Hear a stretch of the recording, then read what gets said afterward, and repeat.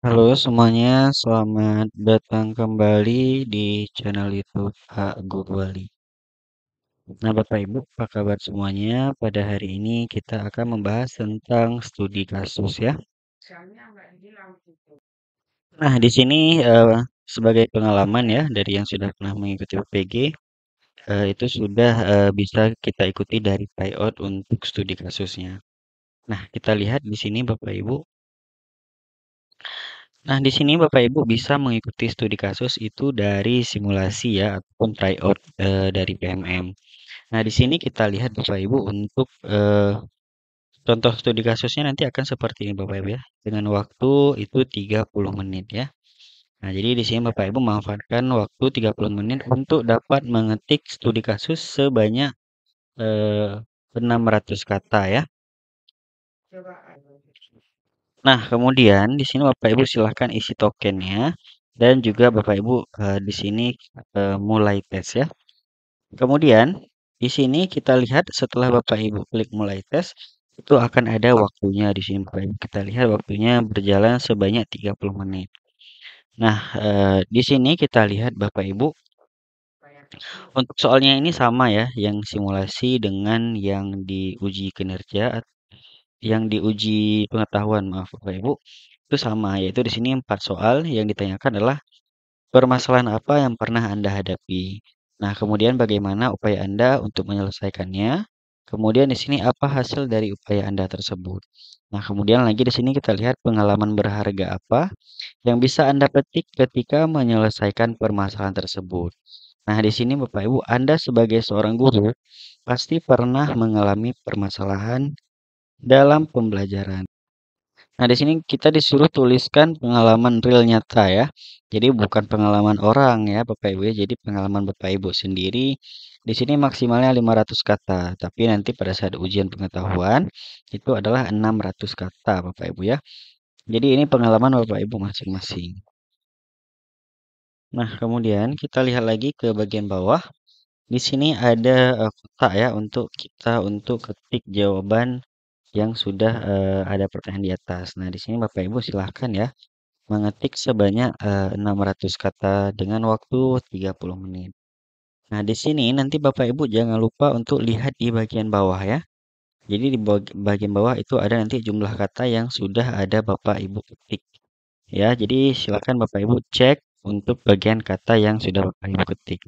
Nah, sekarang kita lihat ya contoh yang sudah terisi untuk studi kasusnya. Nah, di sini kita lihat ya. Nah, di sini saya sudah mengisi untuk studi kasus yaitu dari latar belakang masalah, kemudian upaya penyelesaian, kemudian di sini hasil dari upaya penyelesaian dan juga lain-lain. Nah, di sini itu dihitungnya per satu ini Bapak Ibu ya. Jadi bukan per satu A itu satu tidak. Jadi per satu seperti ini Bapak Ibu.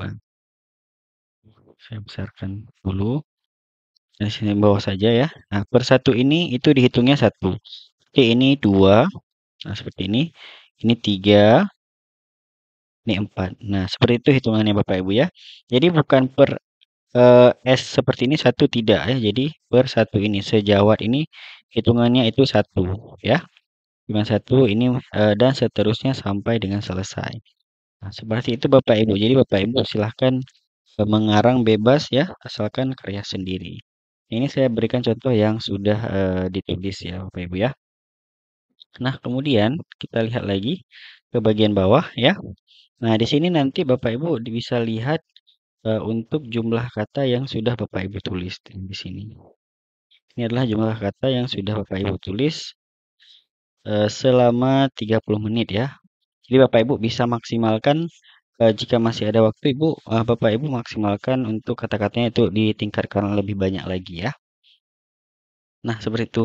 Nah, sekarang saya akan berikan contoh yang di Microsoft Word ya. Nah, Bapak Ibu di sini ada kumpulan studi kasus ya. Di sini sudah saya rangkum itu menjadi 15 studi kasus yang nanti Bapak Ibu bisa untuk ATM ya, amati, tiru dan juga modifikasi. Nah, di sini saya berikan contoh ya beberapa. Di sini yang di kasus pertama di sini yaitu meningkatkan partisipasi siswa yang pemalu. Nah, pastikan Bapak Ibu di kelas Bapak Ibu pasti ada siswa yang malu pasti ada ya. Nah, di sini permasalahan yang dihadapi adalah di salah satu kelas saya terdapat beberapa siswa yang sangat pemalu dan jarang berpartisipasi di dalam diskusi kelas. Siswa-siswa ini cenderung diam dan hanya mengerjakan tugas tanpa banyak bertanya atau berdiskusi. Akibatnya, mereka kurang berkembang dalam kemampuan komunikasi dan berpikir kritis.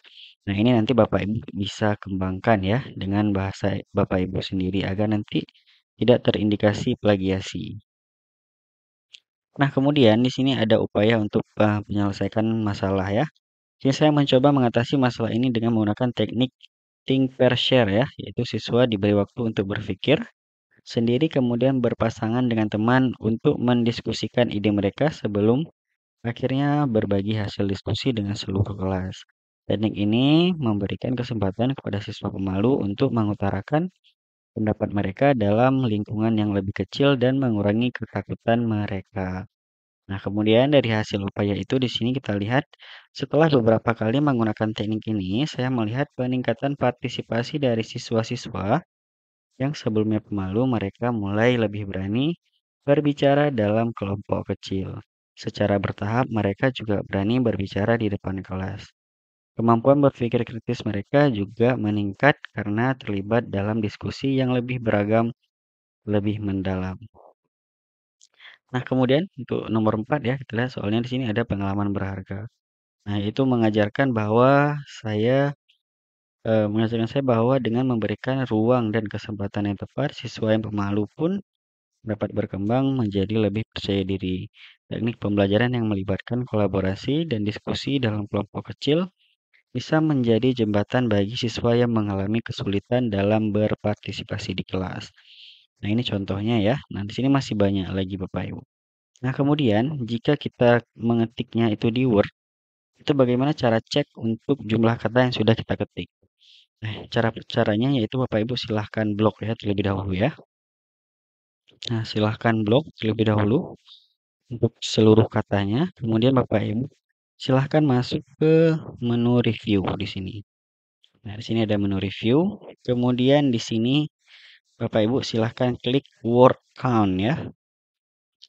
Nah, di sini kita klik word count. Nah, di sini ada tulisan word ya. Nah, di sini kita lihat yaitu kata-katanya itu sebanyak 195. Nah, ini nanti Bapak Ibu silahkan kembangkan ya. Jika Bapak Ibu ingin mengambil judul yang studi kasus ini Bapak Ibu. Nah, sini saya menyediakan banyak judul ya Bapak Ibu ya. Jadi ada 15 judul yang Bapak Ibu bisa ATM ya, amati, tiru, dan modifikasi. Nah, kita lihat di sini yang nomor 2 juga ada ya, yaitu sulit berkonsentrasi dalam pembelajaran. Ini juga bisa Bapak Ibu modifikasi ya. Nah, kemudian di sini ada juga pembelajaran berdiferensiasi. Nah, di sini juga Bapak Ibu bisa ya. Permasalahannya di sini saya pernah menghadapi permasalahan dalam melaksanakan kegiatan pembelajaran berdiferensiasi di kelas rendah. Salah satu permasalahan utama adalah adanya perbedaan kemampuan yang signifikan di antara murid-murid. Nah, ini pasti sudah menjadi eh, permasalahan ya sehari-hari di kelas Bapak Ibu. Ada murid yang cepat untuk pembelajaran, ada juga yang lambat dalam pembelajaran. Nah, di sini beberapa murid sangat cepat memahami materi, sementara yang lain memerlukan waktu lebih lama. Pendampingan lebih intensif. Selain itu, ada murid yang cenderung pasif dan enggan berbicara atau berpartisipasi dalam diskusi kelas, yang membuat saya kesulitan untuk menggali ide dan pendapat. Nah, nanti Bapak Ibu silahkan kembangkan ya. Jika Bapak Ibu ingin mengambil yang ini, untuk judul yang ini. Nah, ini lumayan banyak Bapak Ibu untuk kata-katanya. Nanti saya coba lihat ya, ada berapa kata yang untuk judul ini.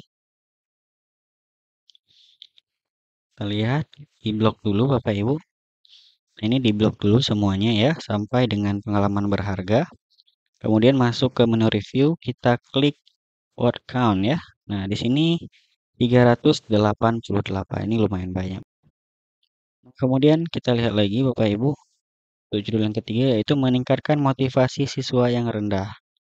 Nah, ini juga nanti Bapak Ibu bisa HTM ya untuk studi kasusnya.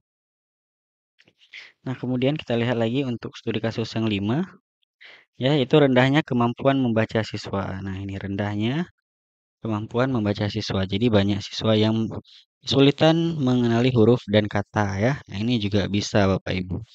Ini untuk jenjang SD ini bisa terutama untuk kelas rendah Bapak Ibu ya. Nah, kemudian kita lihat lagi untuk studi kasus yang keenam di sini ada pengalaman menghadapi dan menyelesaikan permasalahan dalam pembelajaran sebagai seorang guru. Nah, sini saya pernah menghadapi permasalahan ketika mengajar dalam beragam latar belakang kemampuan siswa, yaitu permasalahan cukup menantang adalah menghadapi siswa dengan minat belajar yang rendah dan kesulitan memahami materi pelajaran. Ini memang yang sering kita hadapi Bapak Ibu ya sehari-hari di dalam kelas. Nah, ini lumayan banyak Bapak Ibu, jadi Bapak Ibu silahkan dipilih saja. Nah, kemudian yang 7 di sini pengalaman menghadapi dan menyelesaikan permasalahan dalam pembelajaran seorang guru. Nah, di sini kita lihat ya, ada juga siswa yang mengajar di sini, siswa yang cepat menangkap materi dan juga yang lambat dalam memahami materi. Ini memang untuk studi kasusnya memang hampir-hampir sama ya. Jadi ini nanti jika ada yang sesuai dengan pengalaman Bapak Ibu nanti boleh silahkan diambil ya. Itu silahkan nanti diamati, tiru dan modifikasi. Kemudian kita lihat lagi di sini yaitu menangani ketidakdisiplinan siswa di kelas permasalahan di bawah nih. Nah, jadi di sini siswa yang tidak disiplin ya. Ini bisa juga untuk ke dalam studi kasus. Nah, di sini tidak disiplin berbicara saat guru menjelaskan, kemudian mengganggu teman dan tidak mengerjakan tugas tepat waktu ya. Perilaku ini mengganggu proses pembelajaran dan membuat siswa lain tidak fokus. Itu juga bisa diambil. Kemudian studi kasus 9. Kita lihat di sini meningkatkan partisipasi siswa yang pemalu. Permasalahan ini, nah ini sama juga dengan yang nomor 1 ya. Bersama Bapak Ibu ini yang nomor 1. Kemudian kita lihat lagi yang studi kasus 10 di sini mengatasi masalah konsentrasi ya. Nah, ini konsentrasi. Kemudian kita lihat lagi yang 11 kesulitan beradaptasi pada anak baru. Nah, jadi ini adaptasinya ya yang susah ya. Ini untuk di PAUD Bapak Ibu. Saya mengalami kesulitan beradaptasi dengan lingkungan sekolah. Karena ini sering menangis, menolak berpartisipasi dalam kegiatan dan selalu ingin ditemani oleh gurunya. Nah, bahkan ini bukan hanya di PAUD ya. Jadi di SD juga masih ada Bapak Ibu. Karena pada masa transisi itu memang sangat berpengaruh. Nah, ini bisa jadi untuk studi kasusnya juga. Nah, kemudian di sini studi kasus ke-12 di sini ada tantangan mengatasi perilaku agresif pada anak. Nah, ini ya, seperti memukul, mendorong temannya, kemudian frustasi ataupun marah. Nah, ini jelas mengganggu kegiatan pembelajaran di kelas dan teman-teman lainnya merasa tidak nyaman. Nah, kemudian untuk yang 13, kita lihat Bapak Ibu. Sini adalah kesulitan berbicara pada anak. Nah, ini yang untuk anak PAUD ya. Anak PAUD dan anak SD kelas rendah biasanya ini ada Bapak Ibu. Kemudian kita lihat lagi. Nah, di sini studi kasus 14 ya. Yaitu ini hampir sama juga yang seperti di atas. Siswa yang cepat memahami materi dan juga lamban dalam memahami materi. Nah, kemudian di sini yang 15. Kita lihat ya. Yaitu menghadapi siswa dengan minat belajar rendah. Nah, ini juga hampir sama ya dengan di atas. Nah, kemudian di sini kita lihat Bapak Ibu. Nah, di sini ada catatan penting ya yang harus Bapak Ibu lihat, yaitu contoh studi kasus di atas itu hanya sebagai referensi saja ya. Jangan sekali-kali meniru sama persis atau plagiat. Nah, ini nanti akan dibaca oleh sistem Bapak Ibu, akan terindikasi untuk plagiasi. Kemudian sangat dianjurkan studi kasus 500 kata tersebut disesuaikan dengan pengalaman dan apa yang Anda dapatkan saat pembelajaran di kelas.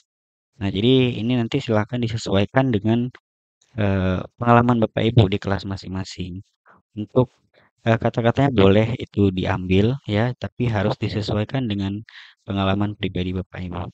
Sehingga Anda pun akan jauh lebih mudah mengerjakan karena Anda sudah menguasai ya Nah, jadi nanti Bapak Ibu pada saat mengetik itu sudah tahu Bapak Ibu.